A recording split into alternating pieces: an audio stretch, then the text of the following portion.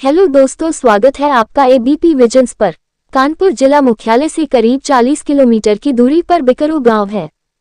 इसी गांव में गुरुवार रात हिस्ट्री शीटर विकास दुबे उर्फ पंडित जी को पकड़ने गई पुलिस टीम पर अंधाधुंध फायरिंग की गई।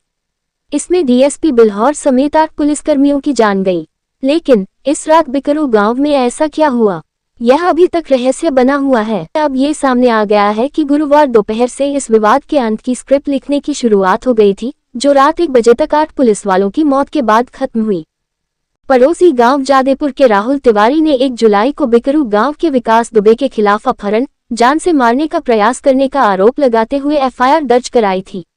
बिकरू गांव में घूमने के बाद स्थानीय सूत्रों से मिली जानकारी के मुताबिक गुरुवार दोपहर चौबेपुर थानाध्यक्ष विनय तिवारी अपने 3 सिपाहियों के साथ विकास दुबे के पास मामले की जानकारी लेने पहुंचे थे। बताया जाता है कि इस दौरान विकास नाराज हो गया और उसने चौबेपुर थानाध्यक्ष से बदसलूकी भी की थी, जिसके बाद चौबेपुर थानाध्यक्ष ने इसकी शिकायत अपने आला अधिकारियों से की।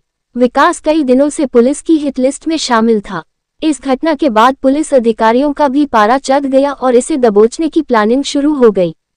सूत्र बताते हैं कि गुरुवार शाम तक विकास दुबे को सूचना मिल गई थी कि पुलिस उसे पकड़ने आने वाली है। उसने अपने कई शुभचिंतकों से बात की, जिसके बाद उसे यही सलाह मिली कि घर में ही रहे। बाहर पकड़ा गया तो एनकाउंटर हो सकता है। उसे ये भी सलाह दी गई कि पुलिस टीम में आला अधिकारी रहेंगे, उनसे बात कर समझौता या सरेंडर भी कर सकता है। विकास ने इसी हिसाब से अपनी प्लानिंग पर काम शुरू कर दिया था। पुलिस रेड की सूचना मिलने के बाद विकास प्लानिंग पर लग गया। गांव वालों से बातचीत में पता चला कि रात 9 बजे जेसीबी बीच रास्ते में खड़ी करवाई गई।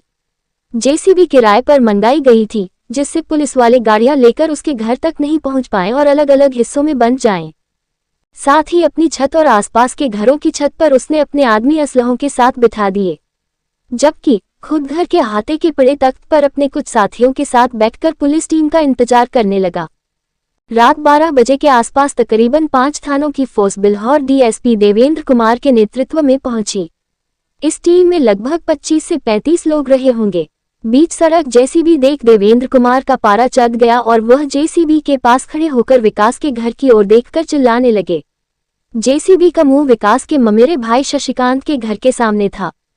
वहीं शिवराजपुर थानाध्यक्ष महेश चंद्र यादव सीधे विकास के अहाते में चले गए।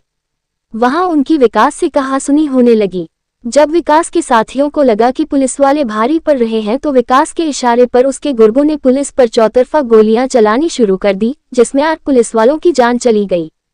जानकारी के मुताबिक ताबड़तोड़ फायरिंग के बाद पुलिस वाले अलग अलग ग्रुप्स में बंट गए, लेकिन हमलावरों की संख्या ज्यादा थी।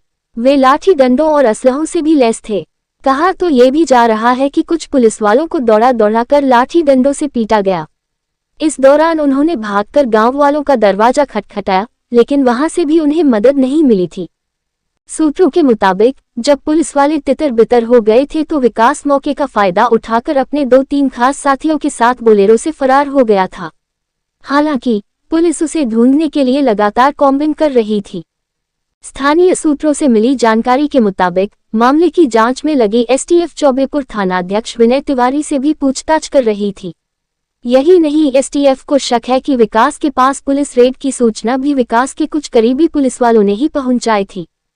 शिकायतकर्ता राहुल तिवारी को जब खबर मिली कि विकास 8 पुलिसकर्मियों की हत्या कर फरार हो गया था तो इसके बाद ही राहुल भी अपने गांव जादेपुर से फरार हो गया था। राहुल के परिजन को डर है कि कहीं विकास उसे भी मारने की कोशिश न करे। अगर आपको हमारा वीडियो पसंद आया है तो वीडियो को लाइक करें, चैनल को सब्सक्राइब करें और बेल आइकन को दबाना मत भूलिए, ताकि हम आपसे मिल सके सबसे पहले। धन्यवाद।